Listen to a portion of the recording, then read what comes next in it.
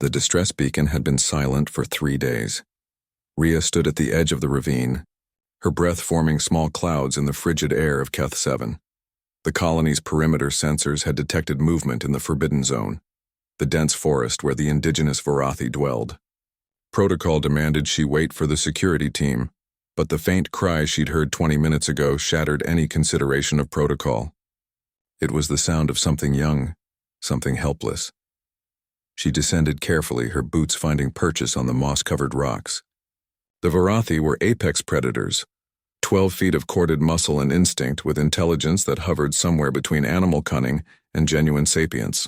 The colonists had learned to give them wide berth after the incident at Settlement 5. 17 people lost in a single night. The cry came again, weaker this time. Rhea moved faster, sliding down the last 10 feet and landing in a crouch. There, wedged between 2 fallen logs, was a Vorathi pup. Its silver-blue fur was matted with blood, one hind leg twisted at an unnatural angle. The creature's large eyes, far too knowing for something so small, fixed on her with a mixture of fear and desperate hope. "Easy now," Rhea whispered, though she knew it couldn't understand her words. Tone mattered with frightened creatures. Tone always mattered. She shrugged off her thermal jacket despite the cold and approached slowly, hands visible, movements deliberate. The pup whimpered but didn't snap at her. Its leg was clearly broken, likely from a fall into the ravine. Without help, it would die from exposure or become prey to the smaller scavengers that prowled these woods. Rhea wrapped the pup carefully in her jacket, cradling it against her chest. It was heavier than she expected, perhaps 40 pounds of dense muscle even in its youth. The creature's rapid heartbeat thrummed against her ribs. She began the climb back up. That's when she felt it.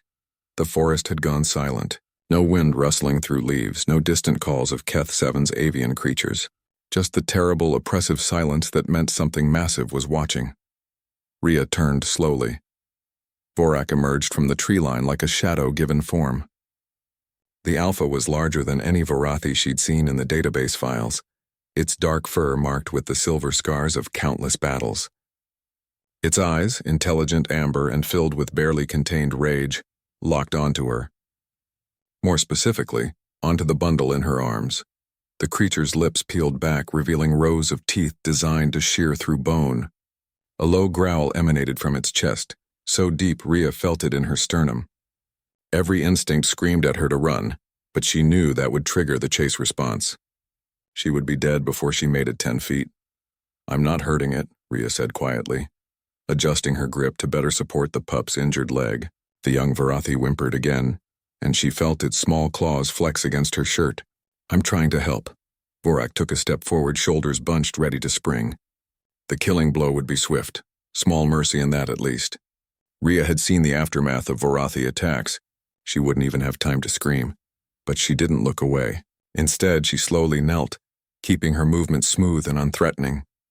With careful precision, she unwrapped the thermal jacket slightly, showing the alpha its young. The pup cried out, a distinctly juvenile sound that made Vorak's ears swivel forward. "Broken leg," Rhea continued, as if she were discussing the weather and not her impending death. "I have medical supplies at the colony. 30 minutes, maybe 40, and I can set it properly. Without treatment."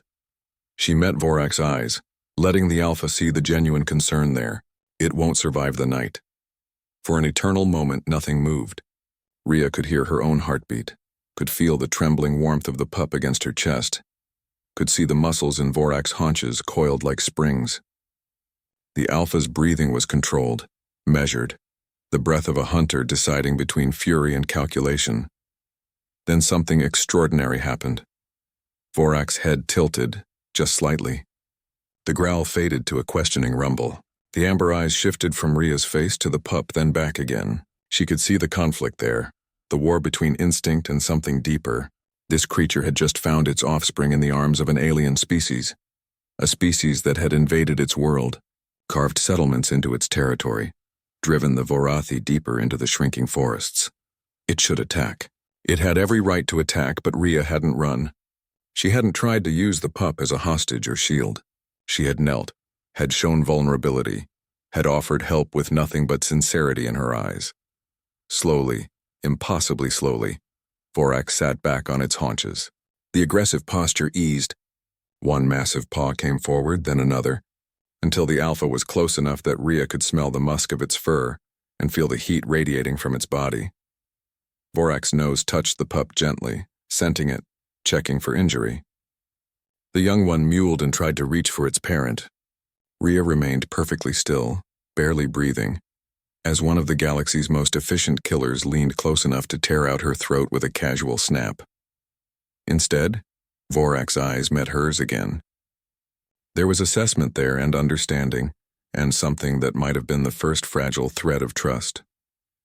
Rhea stood slowly, carefully, the pup still cradled in her arms. "I'm going to walk back to the colony now," she said softly. "You can follow if you want, or you can wait here and I'll bring your baby back." She took one step, then another. Vorak watched but didn't move to stop her. By the fifth step, she heard the soft padding of massive feet behind her. The alpha was following, maintaining a distance but clearly intending to see this through. Rhea smiled despite the fear still singing in her veins. Perhaps there was hope for this world after all. Perhaps understanding could grow in the spaces between species, planted in moments of compassion rather than conflict. The colony's lights appeared through the trees ahead. Behind her, Vorak's breathing was steady, watchful, no longer the breath of a hunter but of a parent trusting a stranger with its most precious thing. Sometimes humanity's greatest strength wasn't its weapons or technology.